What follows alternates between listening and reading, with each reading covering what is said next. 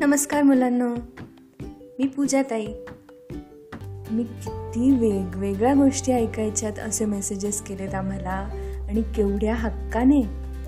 तर आजची गोष्ट पूर्वी होऊन गेलेल्या एका राजाची आणि त्याच्या हुशार मंत्र्याची आहे.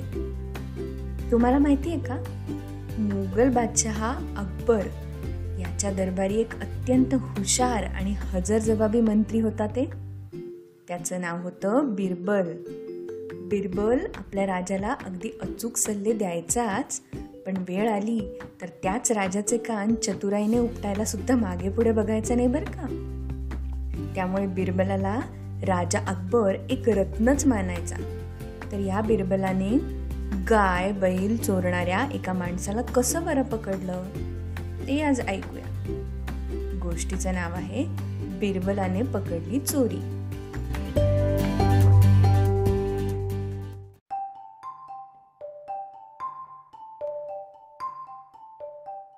अकबर बादशाहच्या राज्यात खूप शेतकरी होते. अगदी इमाने इतबारे खूप कष्टाने शेती करायचे, छान छान पिकं पिकवायचे आणि सगळ्यांना धान्य द्यायचे. जोडीला घरच्या गाई, म्हशी, बैल हे सगळे त्यांना अगदी पूर्ण साथ द्यायचे. त्यामुळे सगळ्याच शेतकऱ्यांच्या घरी त्यांना अगदी प्रेमाने वागवलं जायचं. त्यांना बरं नसेल, शेतीत राबून त्यांना कुठे काही लागलं असेल तर अगदी लहान बाळासारखी त्यांची काळजी घेतली जायची. असे सगळे अगदी गुण्यागोविंदाने राहायचे. त्यातल्याच एका गावात शिरपा नावाचा शेतकरी आपल्या बायकोबरोबर राहायचा. त्या दिवशी दोघेही शेतात राबून आपल्या 2 बैलांना घेऊन घरी आले. शिरपाने दोन्ही बैलांना गोठ्यात बांधलं, त्यांना चारा पाणी दिलं, त्यांच्या पाठीवरून प्रेमाने हात फिरवला आणि हातपाय धुवून तो घरात गेला. मग शिरपा आणि त्याच्या बायकोने दोघांनी मिळून मस्त पिठलं भाकरीचा स्वयंपाक केला आणि जेवणही केलं. आज दोघेही जरा जास्तीच दमले होते. अंथरुणावर पडल्याच त्यांना अगदी लगेच गाढ झोप लागली. सकाळी नेहमीप्रमाणे शिरपाची बायको लवकर उठून गुरांना पाणी द्यायला गोठ्यात गेली. पण बघते तर काय, गोठ्यात फक्त एकच बैल होता. दुसरा बैल गायब झाला होता. तिने लगेच ओरडून शिरपाला गोठ्यात बोलवलं आणि घाबरून म्हणली, अहो, गोठ्यातला आपला दुसरा बैल गेला कुठे? शिरपालाही या गोष्टीचं नवल वाटलं. तो झटकन त्याच्या शेताच्या दिशेने बघायला गेला की बैल त्या बाजूला तर नाही ना गेला. पण तिथे सुद्धा नव्हता तो. त्यांनी गावभर शोध घेतला, पण बैल काही सापडेना. दोघेही खूप थकले, घरी आले. पण आता करायचं काय? दोघे विचारात पडले. आता शेती कशी करायची? कुठे गेला असेल बरं आपला बैल? तेवढ्यात शिरपाच्या शेतात काम करणारा त्याचा एक मित्र घरी आला. त्याला म्हणाला, शिरपा, तू सरळ बादशाह अकबराकडे जाऊन काय झालंय ते सांग, ते तुला नक्की मदत करतील. शिरपा आणि त्याची बायको लगेच निघाले बादशाहच्या दरबारी. दुसऱ्या दिवशी तिथे पोचले. बघितलं तर लोकांच्या तक्रारींचाच एक दरबार भरला होता अकबरासमोर. ते रांगेत जाऊन उभे राहिले. जेव्हा शिरपाची पाळी आली तेव्हा त्याने बादशहाला आपला बैल चोरीला गेलाय ते सांगितलं आणि त्यामुळे कसं शेतीचं काम थांबलंय ते पण सांगितलं. अकबराचा हुशार मंत्री बिरबल तिथेच सगळ्यांचं म्हणणं ऐकायला उभा होता, कारण बादशहा त्याचे पण सल्ले घ्यायचा ना. शिरपाचं बोलणं झाल्यावर बिरबल त्याला म्हटला की अजून 2-3 शेतकरी हेच सांगायला आले होते मगाशी.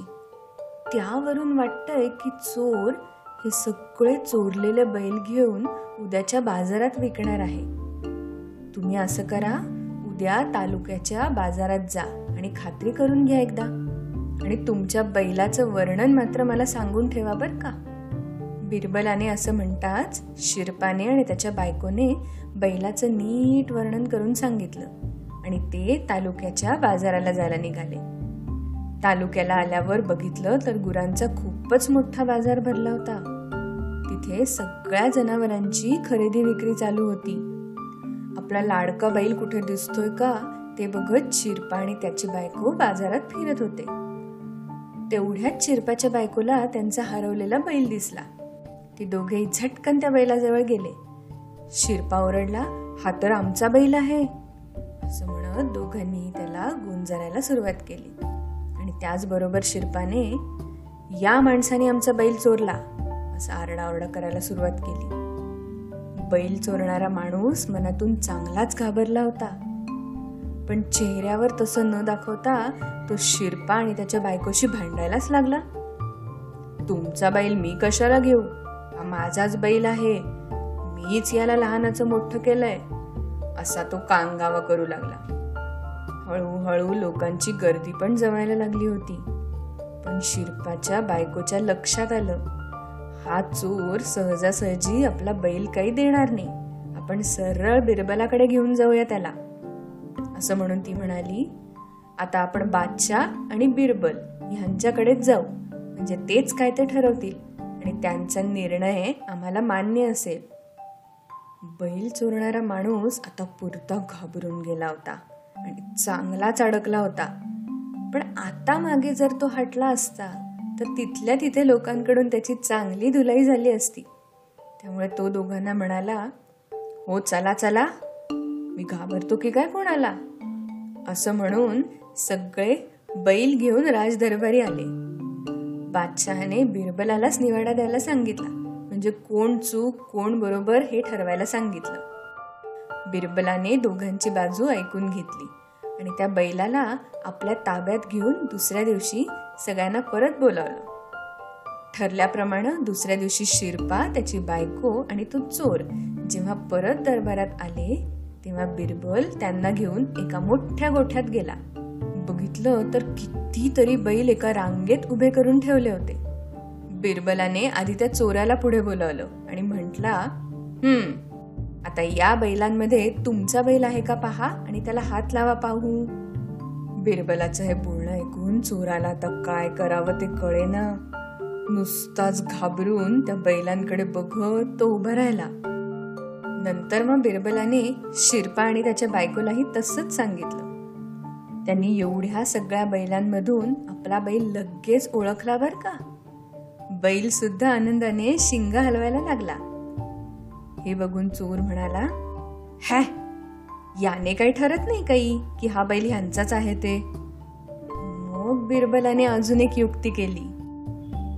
त्याने झटकन त्या बैलाच्या दोन्ही डोळ्यांवर हात धरला आणि म्हणाला, ठीक आहे, मग मला सांगा बरं, या बैलाचा उजवा डोळा जरा अधू आहे की डावा. अधू म्हणजे त्या डोळ्याने जरा कमी दिसतं. चोर गोंधळून म्हणाला, माझ्या बैलाचा डावा डोळा अधू आहे.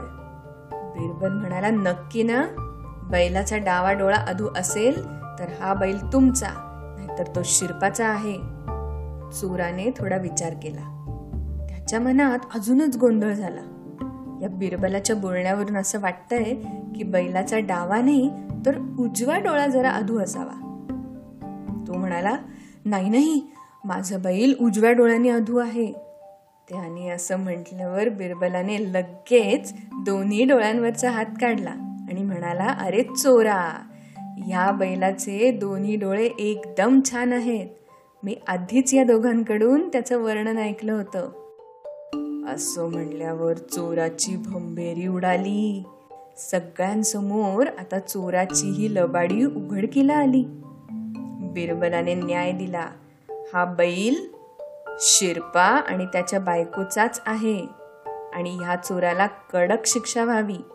हे ऐकल्यावर शिरपाने तर बिरबलाचे पायच धरले आणि तो सरळ मनाचा माणूस म्हणाला, महाराज, या चोराला शिक्षाच द्यायची असली ना तर माझ्या शेतात राबायला येऊ दे. त्याला कळू दे की कष्ट करून मिळालेला पैसाच कसा चांगला असतो ते. असं कोणाचा बैल चोरून विकणं यात कसला आलाय मोठेपणा. बादशहा आणि बिरबलने खुश होऊन त्याची ही विनंती अगदी आनंदाने मान्य केली आणि चोर सुद्धा त्यांची क्षमा मागून शेतात राबायला लागला, अगदी मनापासून. काय मुलांनो, आवडली का गोष्ट आजची? आम्हाला नक्की कळवा.